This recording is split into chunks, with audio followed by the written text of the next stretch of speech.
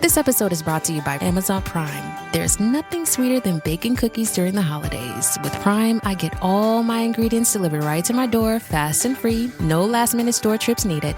And of course, I blast my favorite holiday playlist on Amazon Music. It's the ultimate soundtrack for creating unforgettable memories. From streaming to shopping, it's on Prime. Visit Amazon.com/Prime to get more out of whatever you're into. My fellow Americans, welcome. It is Eric Erickson here across the United States of America. The phone number is 877-973-7425. I am delighted that you are with me. Let's have a chat about single issue voters. I'll flog the dead horse. Don't need any more phone calls on single issue voters. It's story time, folks. It's story time. Years ago, I worked on a local campaign. And, so by the way, let me just explain to you the phenomenon of single issue voters. They're between 1% and 4% of the electorate, or 1% to 4% of total voters. But they actually have significant weight because, of 100% of Americans, maybe 75% are registered to vote. Of those who vote, you're only down to like 50% who vote. Of those who vote, you got like 20% vote Democrat, 19% vote Republican, and you got some people who flip back and forth, and then you've got about 4 or 5% of the total number of people who vote. They're going to be single issue voters, and in an election of 50,000 to 100,000 people, they really matter. Single issue voters, progressives, gay rights tend to be Democrat, environment tend to be Democrat, pro-abortion, obviously Democrat, gun control, obviously Democrat. Interestingly enough, single issue gun control voters actually aren't a very big group of people, but they vote Democrat. On the right, you've got pro-lifers, and there are varying degrees of pro-life, and I should probably say pro-life absolutists, abolitionists versus pro-lifers. Pro-lifers are broader. It's the pro-life abolitionists, the people who want to flat out ban an abortion. They're single issue voters. And they will vote third party. They will. And they tend to vote Republican or third party. There are also the Second Amendment guys. The Republican side tends to have fewer single issue voters. Immigration is another one, closed borders. There aren't a lot of people actually there like pro-life. It's actually a broader issue.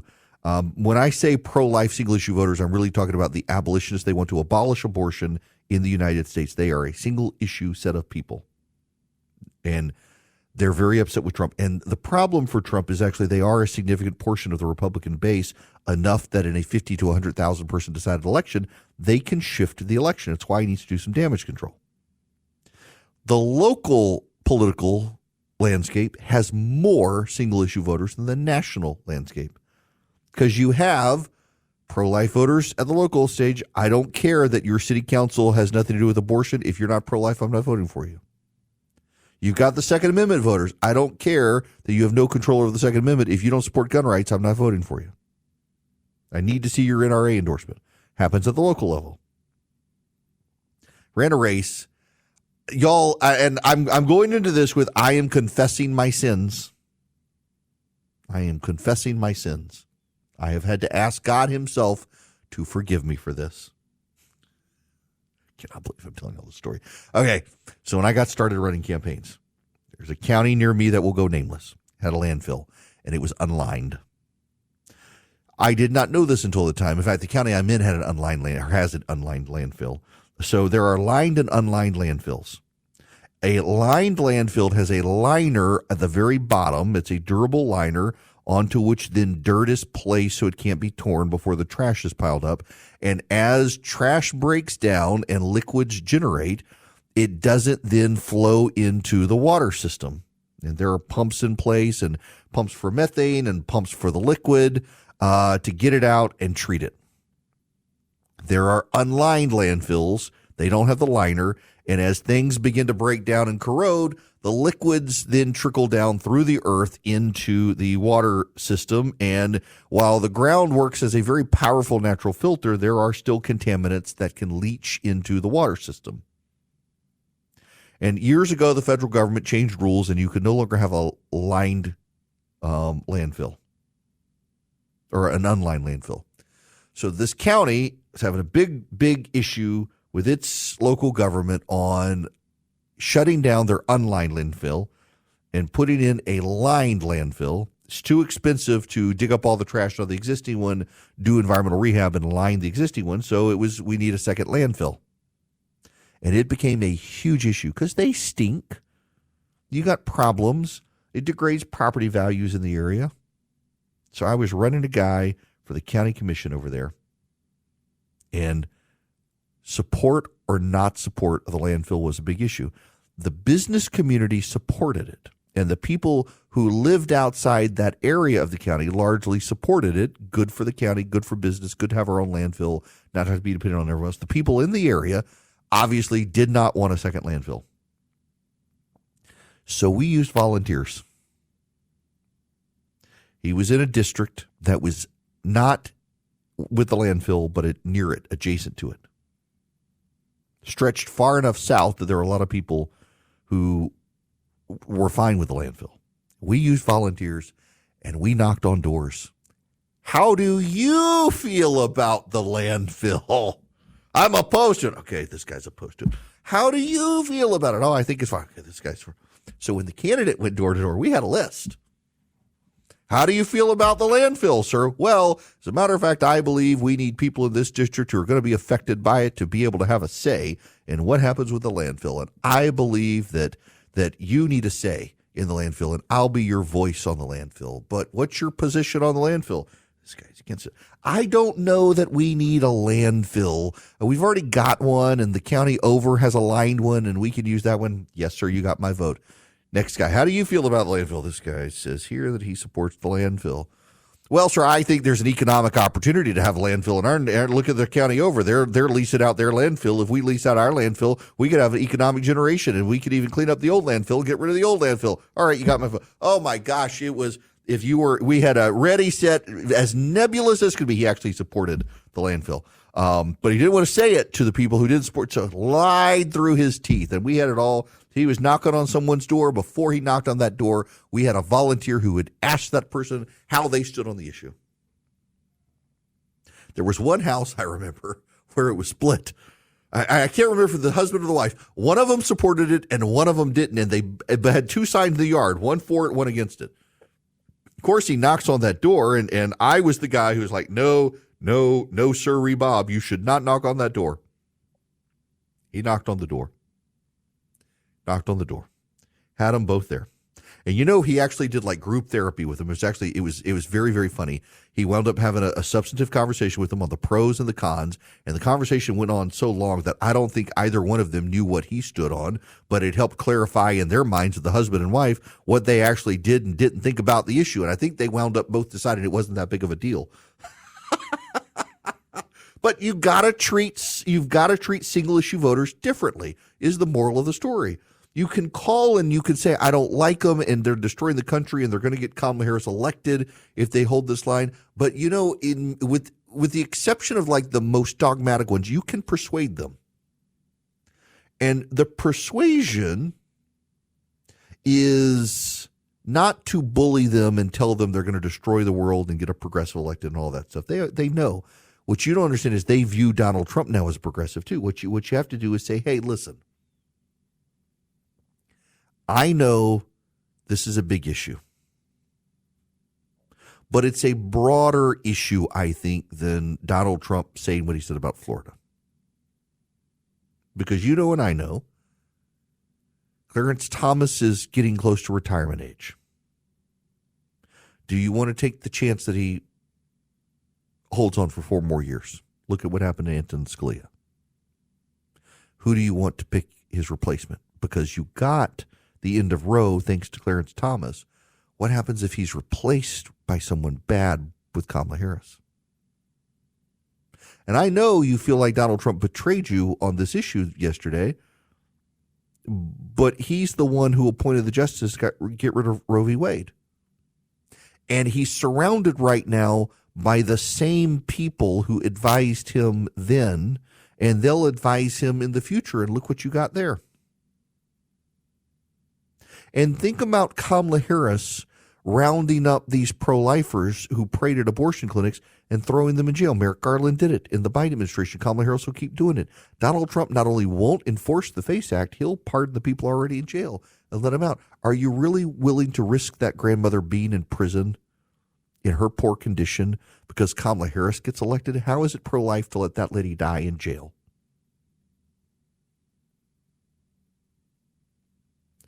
There's a way to persuade these voters to vote for Donald Trump. Yelling at them and telling them they're stupid, they're destroying the country, they're helping Kamala Harris. Listen, they've been told all these things before. They've sat out elections in the past. Some of them sat out the election with John McCain. You know, the irony is that John McCain is more consistently pro-life than Donald Trump, of all things. It would have actually been beneficial to John McCain in Arizona to ditch his pro-life positioning in his Senate elections there, and he didn't. He stood with the pro-life. He may have betrayed us on a lot of other stuff, but not on that issue. And pro-lifers who didn't like John McCain, a lot of things, they'd regularly vote for him in Arizona because he was loyal to him on that issue. There are ways to persuade them. But you got to also understand the extent of the problem before you can. And that's me explaining this to you. It's not me trying to spin for Kamala Harris, as the caller Eric said, or make it sound like an ad for her. It's you got to understand the extent of the problem, what you're dealing with here, so you know how to solve the problem. And the way you solve the problem is not to bully them and tell them that Kamala Harris is going to get elected. They don't care. They care about this issue. So you have to remind them that they care about this issue in different ways, not just one way. They care about this issue because they care about the people who are being thrown in jail for praying at abortion clinics. They care about this issue because they care about the Supreme Court and Clarence Thomas is getting old. They care about this issue because, side note, this also plays into the trans issue in girls and women's sports. And you're going to have regulators who decide this issue. And do you want Harris's regulators or Trump's regulators? Which one do you want? There are broad ways to approach these single-issue voters. It's the same thing with the Second Amendment crowd. Yes, Donald Trump, after the horror of what happened in Nebraska, decided he'd go along with the bump stock. And part of the reason was because no one out there offered him better solutions. But also look what Donald Trump did. He put in a bunch of pro-Second Amendment judges. He blocked the ATF from further expansionist control. And his attorney general wasn't after gun dealers. And hey, by the way, do you know there's a movement right now in this country to get gun stores debanked and to have their credit cards taken off and things like that? And Donald Trump will stop all that. You got to remember to persuade people, not just to yell at them. You got to not take single-issue voters for granted, because the Second Amendment and the pro-life single-issue voters on the Republican side are a significant minority. They're enough to throw the election. You can't alienate them. I was telling a reporter earlier for the New York Times that I don't think Donald Trump is going to get as many people from the Tulsi Gabbards and RFK camps as he's going to lose from the pro-lifers unless he can tell them, look, we disagree on some things, but I got rid of Roe v. Wade for you like you wanted, and I'm going to vote against Amendment 4 in Florida. If he says those things, particularly if he does it before Sunday when these people get to church, I think he can really minimize the issue, and he's put distance between himself and them without alienating them. And that's one of the keys to successful politicians, is they're able to put some distance between them and single-issue voters without alienating those same single-issue voters. And this improvisational approach that Trump's taking isn't working for him right now. He needs some better guidance on the issue. And if he gets it, I think he'll be fine. But you got to recognize this problem and recommend the people you're dealing with and not disrespect them and beat up on them, but actually meet them where they are. You can disagree with them, but treat them like a grown-up, and you might be able to persuade them. We've got to do what we can to stop Kamala Harris. Hello there, my fellow Americans. It's Eric Erickson here. The phone number 877-973-7425. Let me go to Nathan calling. Welcome to the show, Nathan. How are you? Hey, Eric. Good. Thanks for taking my call. Thank you. How are you doing? Can you hear me? I can hear you. Okay, good. Well, before I ask my question, I wanted to just back you up and saying, we kind of stuck our heads in the sand in 2022 and thought we were going to have a red wave. and we didn't get it. I don't think we're going to make it go away. But with regards to what Trump, had said about abortion. But my main question was just about, you've been talking about how the media is kind of destroying itself, and I kind of don't know if I am seeing its destruction the way I hope and wish what you're saying is true, because it seems like they're still having a pretty heavy influence on the direction of our politics in a way that, I don't know, I think back when John Kerry was running, some media person was interviewed and they said that they thought they had about a 15% shift towards the Democrats, that they thought their influence was on the general public. And so it still seems like they have a pretty strong impact. Yeah, okay. On the direction I do think among low information voters, and this is something we oftentimes, we don't talk about enough, but there are low information voters who do not pay attention to anything other than mainstream media. But let me give you the data on how the media is destroying itself. The Los Angeles Times laid off 20% of its newsroom in January. NBC News and MSNBC laid off 75 employees. Sports Illustrated laid off most of its staff. Time laid off 30 employees. Business Insider had an 8% reduction in January. Forbes reduced its staff by 3%. The Messenger shut down completely. The Wall Street Journal let 20 staff members go in its D.C. bureau. CBS News had 20 people laid off. The Intercept laid off 15 members. BuzzFeed had a 16% reduction in staff. Vice Media has shut down Vice. The NPR affiliate in Washington, D.C., one of the biggest NPR affiliates in the country, is shutting down its local news website, DCist, and laying off its staff. There have been cutbacks at CNN as well. There have been cutbacks at the New York Times. They're slowly losing readers and viewers because they've gone so far left. It's a slow process, but they're killing themselves. Now, one of the things the left is trying to do to you is to kill your ability to keep and bear arms by controlling your purchasing power. It's one of the reasons Old Glory Bank was started. They are aware of the debanking trends. They were started by conservatives. They were started by people like Larry Elder and Ben Carson and John Rich and others. And they would love to have you a part of Old Glory Bank. I actually got an account. A buddy of mine works with them, who I know from his Fox News days, and told me they were coming online. He's like, great, I want to move my account because my bank's going too woke. And you can use them as well. OldGloryBank.com. OldGloryBank.com. You can get an account. It takes maybe 5 minutes online to fill out the form, get an account. They send you a debit card. You get access to their app. Their app is fantastic, by the way. You can even deposit cash at like 88,000 retail locations around the country. You show up, your app generates a QR code. They scan it. You give them the money. It gets deposited immediately into your account. It's great. It really works. OldGloryBank.com. No fee checking, no fee savings. You can do loans, mortgages, whatever you need.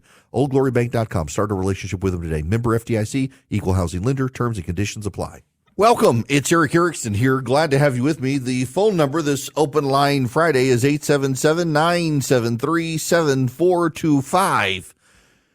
Before I take any phone calls, however, I got to play you this soundbite. This is somewhat of an extended soundbite, but it's very important that you hear this. And I want to set the stage for you. There are lots of distractions out there. The abortion fight down in Florida with Amendment 4, I really feel very strongly Trump needs to come out and say he's voting against it. Take Tony Dungy's advice. Tony Dungy is someone he respects. Say it's too much, it's too broad, it needs to go. He can say, I think 6 weeks is too narrow, but this is too much. There's got to be a Goldilocks approach in there somewhere. But the big issue is going to remain the economy. And every day, I think that the Trump campaign is off on these interludes on other issues is a day he is failing to tie Kamala Harris to Joe Biden's economy. Dana Bash asked Kamala Harris about the economy and let her just talk. And it's very revealing. Aware that right now many Americans are struggling. There's a crisis of affordability. Yeah. One of your campaign themes is we're not going back. But I wonder what you say to voters who do want to go back when it comes to the economy specifically, because their groceries were less expensive. Housing was more affordable when Donald Trump was president. Well, let's start with the fact that when Joe Biden and I came in office, during the height of a pandemic, we saw over 10 million jobs were lost. Literally, we were all tracking the numbers. Hundreds of people a day were dying because of COVID. The economy had crashed. In large part, all of that because of mismanagement by Donald Trump of that crisis. When we came in, our highest priority was to do what we could to rescue America. And today, we know that we have inflation at under 3%. A lot of our policies have led to the reality that America recovered faster than any wealthy nation around the world. But you are right. Prices, in particular for groceries, are still too high. The American people know it, I know it, which is why my agenda includes what we need to do to bring down the price of groceries. For example, dealing with an issue like price gouging, what we need to do to extend the child tax credit to help young families be able to take care of their children in their most formative years, what we need to do to bring down the cost of housing. My proposal includes what would be a tax credit of $25,000 for first-time home buyers, so they can just have enough to put a down payment on a home, which is part of the American dream and their aspiration, but do it in a way that allows them to actually get on the path to achieving that goal and that dream. So you have been vice president for 3.5 years. Yeah. The steps that you're talking about now, why haven't you done them already? Well, first of all, we had to recover as an economy, and we have done that. I'm very proud of the work that we have done that has brought inflation down to less than 3%. The work that we have done to cap the cost of insulin at $35 a month for seniors. Donald Trump said he was going to do a number of things, including allowing Medicare to negotiate drug prices. Never happened. We did it. So now, as I travel in the state of Georgia and around our country, the number of seniors that have benefited. I was in Nevada recently, a grandmother who showed me her receipts. And before we capped the cost of insulin for seniors at $35 a month, she was paying hundreds of dollars, up to thousands of dollars a month for her insulin. She's not doing that anymore. You maintain Bidenomics is a success. I maintain that when we do the work of bringing down prescription medication for the American people, including capping the cost of the annual cost of prescription medication for seniors at $2,000, when we do what we did in the first year of being in office to extend the child tax credit so that we cut child poverty in America by over 50%, when we do what we have done to invest in the American people and bringing manufacturing back to the United States so that we created over 800,000 new manufacturing jobs, bringing business back to America, what we have done to improve the supply chain so we're not relying on foreign governments to supply American families with their basic needs, I'll say that that's good work. There's more to do, but that's good work. I want to get some clarity on where you stand on some key policies. Okay, we can actually stop there. Now, I want to roll this back. Just want you to hear two remarks here. I'm doing this roughly on the fly here, but here. World. But you are right. Prices, in particular for groceries, are still too high. Prices for groceries are still too high, and then we go to this point. The work that we have done to cap the cost of insulin at $35 a month for seniors. Donald Trump said he was going to... Oh, here we go. Right here. Done them already. Well, first of all, we had to recover as an economy, and we have done that. I'm very proud of the work that we have done that has brought inflation down to less. So, grocery prices are too high. I'm very proud of the work we've done to bring inflation down. Remember, she said her values haven't changed. Her values haven't changed. And she says grocery prices are still too high. Why haven't you done anything? Well, we had to recover. The problem here is that their recovery is what caused the inflation. Their efforts to save the economy are what broke the economy. And a recession seems more and more likely. Now, you should know there's a related story today. Core personal consumption expenditure prices increased 0.2% in July and 2.6% from a year ago. The 12-month figure was slightly softer than the 2.7 estimate. All-time inflation came in at 2.5% annually, in line with forecasts, and personal income increased 0.3%, slightly higher than the estimate, while spending rose 0.5%, in line with estimates. Now that's relevant because these are the Fed's favorite indices, and it appears likely there could be a September rate cut. I say all of this because consumption of sausage is increasing. I don't know if you guys heard me the other day. I didn't know this. I thought it wasn't true. Turns out it not only is very true, it's something economic analysts pay attention to. People look for patterns. What are the signs that the economy may be turning for the better or for the worst? And one of the regular signs that the economy is turning for the worst is an increase in consumption of breakfast sausage. I had no idea. Why? It's cheap. You want a cheap protein source? Substitute bacon gets expensive. You want a cheaper protein source for breakfast? You can have it for supper as well. Breakfast sausages. Rich people tend not to adjust their consumption habits when the economy turns south. They may cut back on spending some, but in terms of the things they buy, they don't change. Poor people do. And one of the run-ups to recession is an increase in the purchase and use of breakfast sausage as a source of protein in the diets of the poor and the lower middle class, as opposed to bacon and other meats. Guess what purchase is on the rise right now? Breakfast sausage. More and more people buying breakfast sausage right now. I got to tell you, I like breakfast sausage, but it kind of upsets my stomach depending on the brand. Bacon's my go-to staple, but breakfast sausage, not bad. Not bad. Give me a little Jimmy Dean's, break it up, put it in a little casserole, add some milk and eggs and some bread chunks to it and make kind of like a sausage bread pudding breakfast. Put a little, I got a great recipe for it. Sausage egg bake. Add some cheese to it, some eggs, some half and half or cream. Half and half's a little better for you. You put in some chunks of bread, you bake it in the oven, and it firms up into a breakfast casserole, and it's a tasty treat. It's also not that expensive. People are buying more.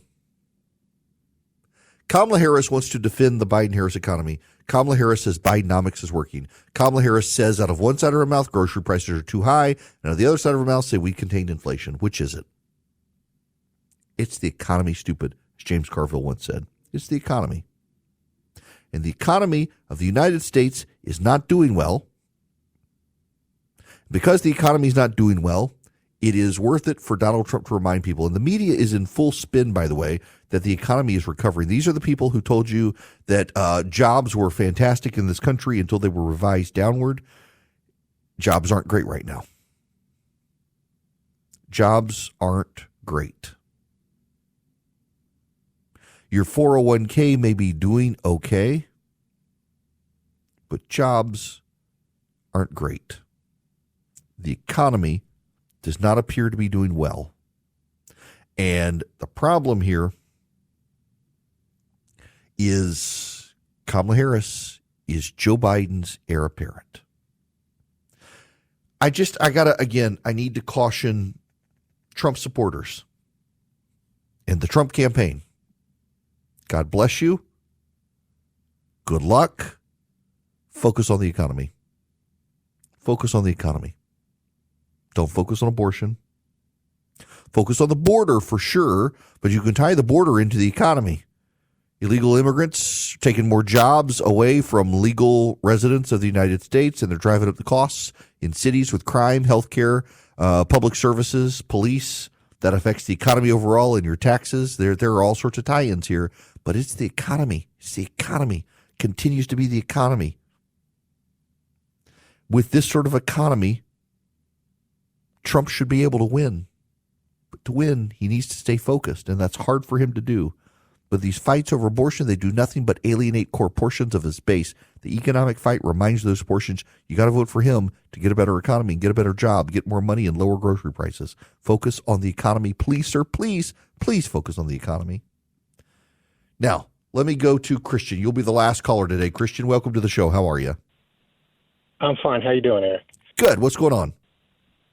Well, there's just a couple of points that I haven't heard the Republicans talk about. It's frustrating to me. Donald Trump wants to talk about the criminal migrants and the crimes they commit, and the mainstream media always asks them. They point to this little bit stale FBI report that per capita they really don't commit as many crimes as many segments of the population. And I think he should twist that on them and say, let's quit talking about the number of crimes and start talking about the number of victims. All the fentanyl victims, the sex trafficking victims, the people who can't afford housing, along the same lines you were just talking about, the people who can't afford housing because there's 8 million more people, 10 million, 12 million more people taking up housing and health services. And there's if you start just looking at the crime and start looking at the number of victims of illegal immigration, the numbers are it's just a compelling case for why it's a very dangerous policy of the Democrats.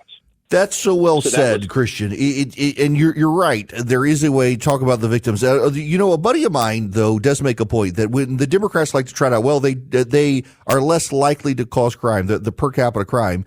And he says, yeah, okay, that may be true. And I actually disagree, but let's, for sake of argument, say it's true. Those are still more crimes and more victims than we should have. And every single one. Talk about the victims. And Trump, I think, is actually doing a pretty good job mentioning the names of the victims who have been killed by illegal aliens. Now you got the apartment complex in Aurora, Colorado, overrun by the Venezuelan gang of illegal aliens. You've got it happening in New Jersey now. There's a story today about a city there dealing with the same gang, with the same problem, taking over Section 8 housing. They're taking over social services. They're taxing police departments. They're threatening police. Yes, that is the way to talk about it. The victims of the illegal alien. Forget this per capita crime. We've got a whole category of victim in this country that would not exist but for Joe Biden having the border as open and porous as he does. The victims of illegal aliens. The Kamala crimes. Now, I got to tell you about Hillsdale College and their podcast network. You can get it for free from Hillsdale College. You can get Imprimis for free. Let me explain to you Imprimis because I talk about it all the time. Imprimis comes in your mailbox. And it is a thinking man's newspaper, so to speak, where it's commentary and transcripts of speeches from Hillsdale College that are always intellectually insightful. You learn so much from it. It's show prep for your mind.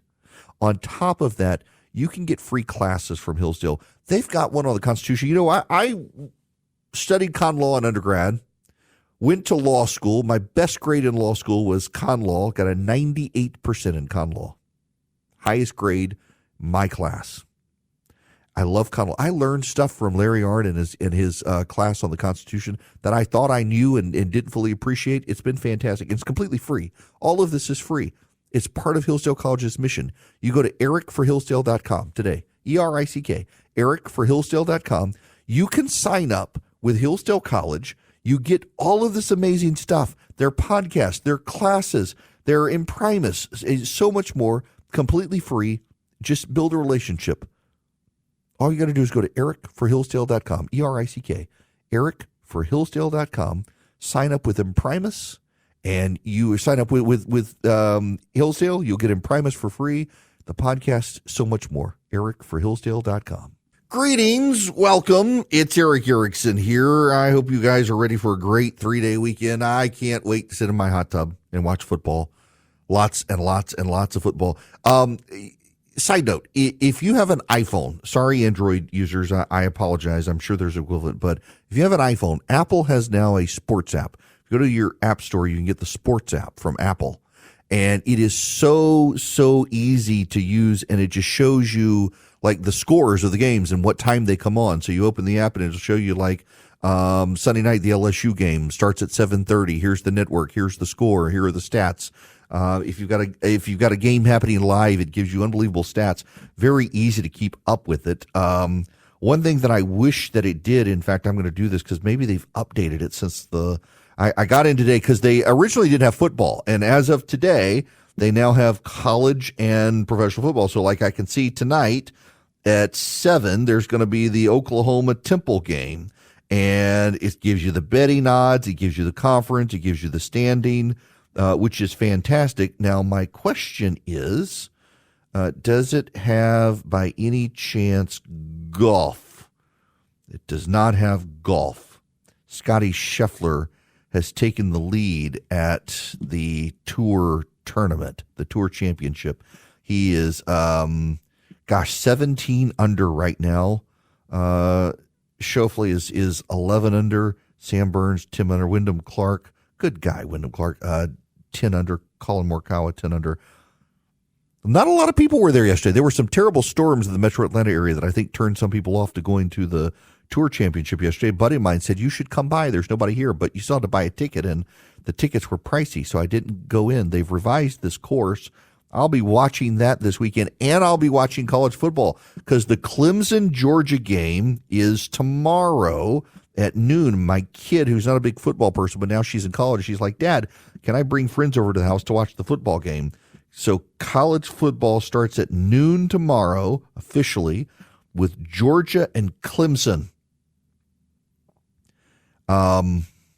It's going to be a good game. It is going to be a good game. And then there's college football all day. So you've got Penn State, West Virginia, Iowa, Illinois State, Virginia Tech, and Vandy, Tennessee and Chattanooga, Oklahoma State, South Dakota, Miami and Florida, Akron and Ohio State, Texas and Colorado State. Gosh, y'all, football is back. The weather's getting cool. I can sit in my hot tub, have my projector and screen, and smoke a cigar and watch football from the hot tub. Thank you, Georgia Spa Company. I appreciate you very much. The rest of you, have a great weekend. Enjoy. Football is back. Get some golf in. Enjoy the cool weather and the 3-day weekend. I'll talk to you on Tuesday.